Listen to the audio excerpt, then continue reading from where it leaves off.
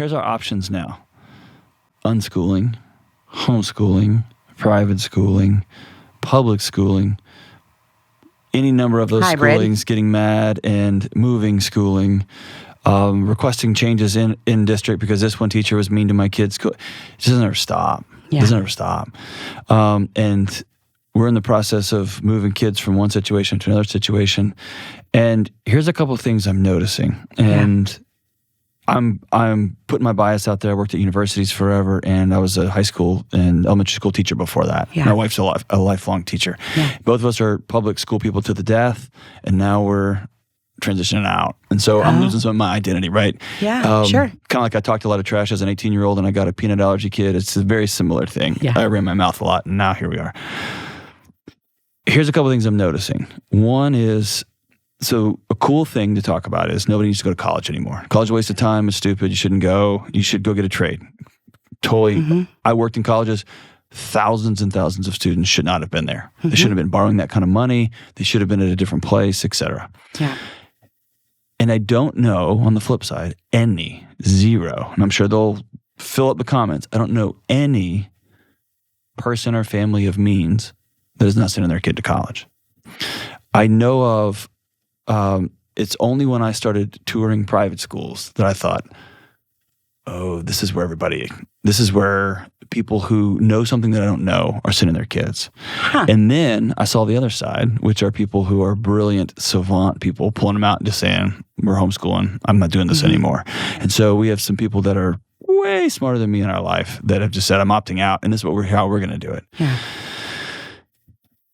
And I guess I'm for the first time, I'm looking at my two kids and they're saying, Dad, what do I do? What do we do? Yeah. And I'm saying, I don't know. Right? When I was a kid, there was just a school, a neighborhood school. That's what you went to. And now there's so many options and so many ways to, in some situations, leverage your soul. You can borrow your soul to send your kids to X, Y, and Z place. Yeah. Or you can opt out. And you probably, like me, have seen some amazing, just transcendent homeschool situations and some that you're like, oh no, oh no. It's just, it feels like it's all over the place. Yeah. And so on the one hand, I can't keep doing with my kids where they are right now. Yeah. And I don't know what the next step is. Okay, I have two thoughts. First of all, what an amazing thing that you're modeling to your kids. Right. And I want to throw that out there because whether you homeschool or you hybrid school or you public school, when you make a change, I think that is one of the most powerful things that you can ever do in a family because our lives are not static. And here you sit in a situation that you never could have imagined. And I think so often kids are siphoned off from real life. Yes. And they don't have the opportunity to say, what does an adult do when they're stuck? Someday your kids are going to get older and they're going to be like, there was a time when my dad didn't know what to do. And so it's normal. It's very normal that I don't know what to do. I think we embrace those things. I think those are really good things. I think that no decision that you make is final. Our lives are very fluid and people, they come in and out of all sorts of situations. So the only way to know is to try. So I do think that there's something to be said about trying something and saying that didn't really fit. And also what an amazing thing of modeling.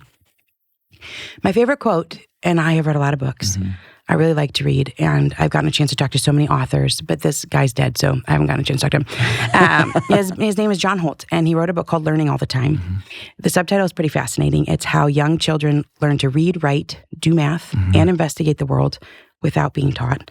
So a lot of information out there that says the pressure's off. Like this pressure that we feel that's heaped on our shoulders, we maybe can just like throw away. Kids grow. And the quote he says is, when children are living fully and energetically and happily, they are learning a lot, even if we don't always know what it is. And I think that's the trade-off, right? It's like, as a parent, I would love to be able to check every box. I would love to read a book with my kids and be like, you know what? They learned these 400 vocabulary words. But this concept of living energetically and happily and fully, they're learning, they're growing. And so we aim to live a full life today. Can I live? And that's going to look different in every situation. You got a single parent, right? Like, do what you can with the time you have. Everyone who's listening has a different situation. What time do you have? And in that time, can you live fully and energetically and happily with your family. And I believe that that sets you up for tomorrow. I'm going to give today all I've got. Yeah. And I'm going to give today all I've got in a way that prioritizes what I value, right? So it's like, it's faith, it's my kids, it's my family, it's my husband, it's my friendships, it's my community, and then comes the work. And it's worked. That means we have to collectively say no about some things. Yeah, I think the things that everyone says you have to have in order for your kids to be successful, do they really? John Taylor Gatto wrote a book. He says that it only takes kids about 50 to 100 contact hours to learn functional literacy. So to learn to the point where they could learn anything, to play their Gibson guitar, to get in their rock band, to become a chemist, to whatever it is that they love. I mean, our kids come into the world with things that they love, by the time they're 7 or 8.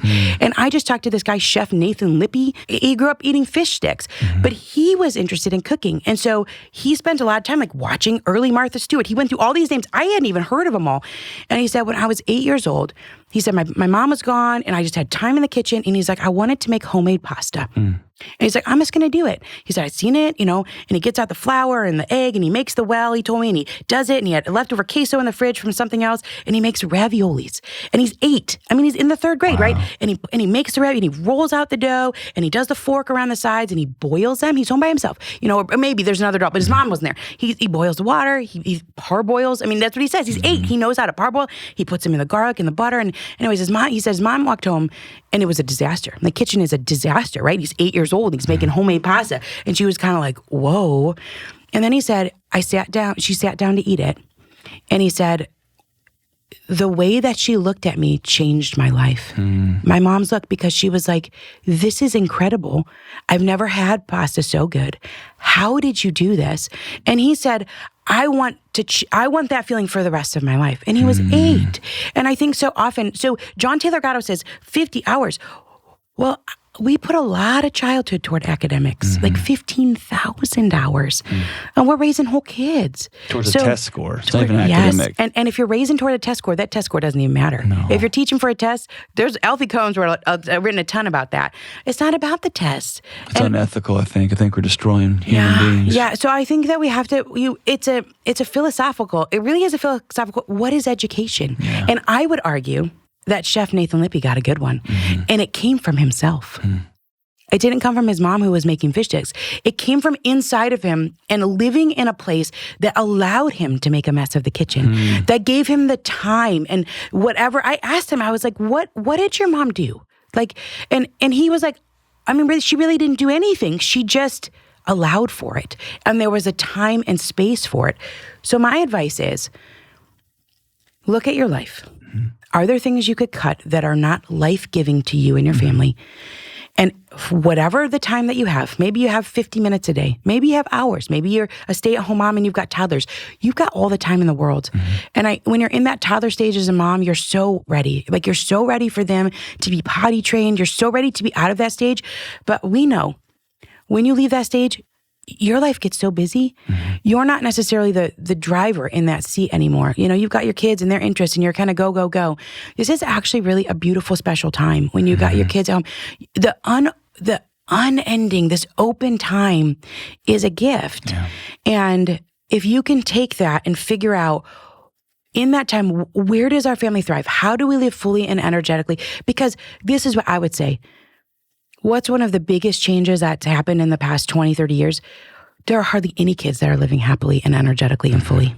Yeah. If it really truly only took 50 to 100 hours, and obviously every child is different. If you've got a child with dyslexia, sure. We're not going across the board, but I want to tell you this.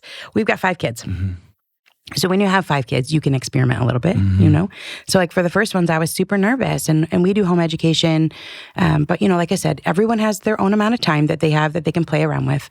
And this book says a kid can learn to read, write, and do math on their own. And I was like, okay, all right, I can see my kid investigate the world. I can see my kids learn how to count, right? I was like, could a kid really learn how to read without being taught? My other kids, I use this book. It's called Teach Your Child How to Read in 100 Easy Lessons. So it wasn't that hard. It cost me $20. It worked for all my kids. Like, this was a good investment. And they all were reading. They went from being illiterate to reading chapter books in a couple months. But for my youngest daughter, John, I was like, I really wonder about this. And they say that the kids at the right age and stage, right, not when they're 4, maybe, maybe they're 3, maybe they're 12, but they want to read because they see everyone else doing it. Right. And they're like, that's intriguing to me, and I want to try that. And so they ask the questions that they need to ask in order to understand it. Like that's what they did when they were babies, right? They learn for mastery. Did you teach your kids how to crawl? No, but they learned for mastery. And then they went on to something harder. And so our youngest daughter is 7 years old, and I did not teach her how to read. And she can read anything. She reads Berenstain Bears. She reads them out loud. And it was because she'll be like, well, what? We talk about letters, and you read to them, and then they start to get interested. And here's this letter that starts your name. And my wife had a great party trick. It's cheating because she has a PhD in literacy, but... and she might hate this. Maybe she's going to hate this. No, I don't know anything about it. We agreed long ago in grad school to not discuss what each other's research was, but she had a great party trick where she taught our son and our daughter, but I remember it specifically with our son. She got those little magnet letters on the bathtub. Yeah. And she taught him the letters like they were animal sounds. And so like any 18-month-old could, like, what's a lion say? Arr, like, or what's a cow say? And then moo. she puts up the arr. But she would put up, what's a bee say? And he'd go, buh. And he was 18 months, couldn't speak yet. He wasn't fully speaking, and he was sitting in the back seat, and someone had given him a blanket, and it had his name embroidered on it. And we're driving, and he goes, "Ankh." Oh, and he's like, reading. We have Good Will Hunting. We have Good Will Hunting. And she's like, no, he's not. He's not. But seriously, it was the first seed of literacy, right? I think that's the point, right? That it might not be quite as hard as we make it out to be. And there are kids that struggle with reading, and they have there's all sorts of different situations there. What works for one is not going to work for the other. But the point is that kids are naturally designed to grow and want to grow, and sometimes we turn that off. I also think kids, that growth is often... I remember, and I've told this story often, but I was doing a practicum with a psychologist, and we were working with a really troubled kid. And as we left that room to go into another room, I said, like, what are you supposed to say to a kid to help him respect women? That kid is 6, and he was saying some wild things. And he looked at me and goes, you can tell a kid whatever you want, but they're just going to watch you. And I was like, that hurts, man. So if a kid grows up in a house and mom and dad are always reading, my son was typing the other morning before school, and I was like, get off that screen. What are you doing? You know how I feel about that. What are you doing? And he's like, I'm working on my novel, Dad. And I was like, oh, because 2 of your parents are writers, right? I mean, like, it's what he sees. It's what he knows. It's all he knows. Yes. And he's like, oh, I guess that's what humans do every morning, right? And it's like, no, actually. And what a thing, though. I mean, they have, and that's what's interesting, too. It's like, I feel like we have siphoned off family, where it's like, okay, there is a genetic component there. Sure. Like, and maybe, like, Chef Nathan Lippy, his mom's making fish sticks, and that kind of came on the inside. But, like, in other situations, sometimes that is, your kid already maybe has that bent, or they've seen you do it. And so what a blessing for that kid to be able to follow in the footsteps of someone else. I think that my biggest message is one of hope, that we can do less and gain more. Yeah, that's it. And I think the things, when I was talking about we have to give stuff up, we often think of, you may not be able to afford the new Suburban. If you want to do some of these things, drive an old minivan, drive an old Camry, you're going to be fine. The kids will be fine. But I think that I love that Chef Lippy, because that picture in my head is that mom gave up this perfect picture of a clean kitchen. Yeah. For the sake of her kid. Right? She also gave up like a little bit of, like, other parents would be like, you're a bad mom. Yeah. You let your child boil water and you weren't there. That's right. Yeah. She gave up that too. She gave up a lot, right? Yeah. Give up a lot. Yeah. You give up control. And I think that is the trade-off. It's like, we can't know. That's why I love that quote so much. They're growing even if we don't always know what it is. And I think that's the point of it, is that if we can learn to let go of that sort of perfections and the worry. I mean, this is what your whole thing is about, right? Yeah. Building it's like, well, what's my kid going to do? I'm like, my mother could have never been like, when I was 7 years old and worried about sports and extracurriculars, never been like, someday my daughter's going to be sitting across from Dr. John Delony. I mean, my mother could have never predicted that, right? I don't think my parents could have predicted I graduated high school. So, you know what I mean? Yeah. Sure, well, sure. And so we don't know what path they're going to take, but if they can come at today in a way that really gives today what it's worth, worth without having to worry about tomorrow. Tomorrow does take care of itself. And I think the pressure is off for parents. And I think that you have to have a little bit of practice in it. So you have to try it. Maybe you try it if your kids are in public school. Maybe you try it's like you go pick them up from school, and instead of going straight home, you stay at the playground for 45 minutes. Go to the park, Stay there for 45 minutes and ask a couple other parents if they'll stay too, and bring some snacks that the kids really like, and give everybody a time to wind down. And once you see it, I think that's what we've lost. We've lost the seeing it. Yeah. We don't see it anymore. And I had to, even with my own kids and reading all these books and having like a baseline knowledge, I think this is the right way. I had to see it. I had to see, like, can my daughter really learn how to read? She learned how to write, same thing.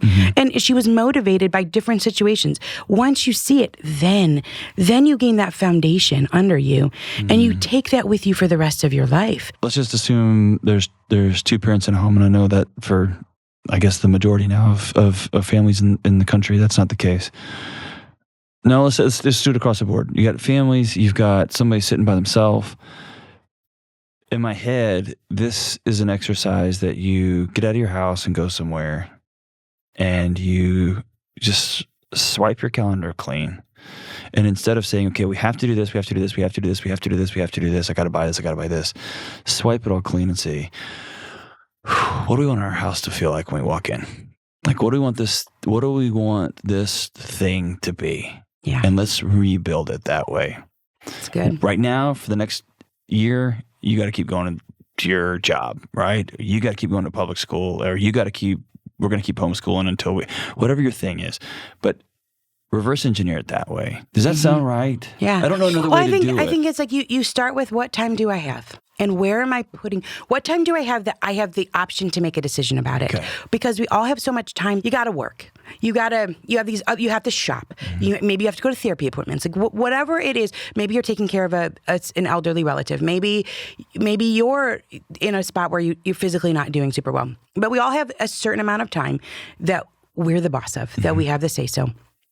And so the advice is to, as much as you can, not give that to the screens, not give it to swiping, not give it to something that's going to give you one memory you're never going to remember. I'll be like, hey, John, hey, what were you looking at on Instagram 3 weeks ago? This life-changing. No, nothing. Right. Nothing. Just in the vacuum, the vortex. And so you're like, I am going to go do and be embodied. I love that. That's what Jonathan Haidt talks about. His new book is The Ancient Generation. Yeah, he talks about embodied. And it's almost wild that we have to even have, I was like, these sentences, but we have to be saying them to people. Can we be embodied? Can we go have an experience where we're there, we're with people, we're doing something? And that may be taking a walk around the block by yourself and waving at neighbors. I tell you what, there's nothing, you wave and someone smiles at you, that really changes how you feel on the inside. Yeah. It's very powerful. And so I'm going to take the time where I can make the decision, however much that is or however little that is, and I'm going to say, I'm going to fill it with what I want to fill it with first, and leave the leftover time for screens, not the other way around. That's exactly right. And for anyone listening, I think in my house it's Friday nights, it's pizza and a movie or something, and then Saturday morning they get. It's almost like you mentioned. Yes, I didn't realize I did that. You have created it like how it used to be, and I think that makes sense. Saturday morning, yeah, and then have it be there is time for screens, because then you can be the yes parent. Yes. So that's what we did. Like when our kids were little, I want to watch a cartoon. Sure, on Saturday morning. That's it. Just turn it back to the 90s, where society protected childhood by the way that it was structured.